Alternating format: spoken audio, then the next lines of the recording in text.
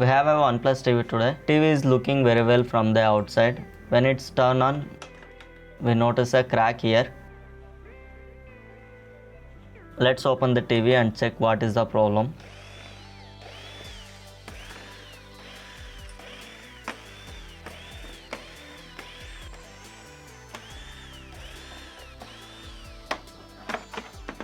We can see a motherboard inside. This is OnePlus TV, but there is no OnePlus display used in this TV. Now I am actually opening the display part, what we can see from outside of the TV.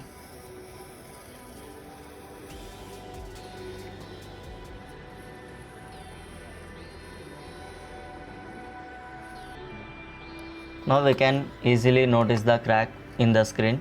Actually, this is the screen broken TV. Subscribe for more videos.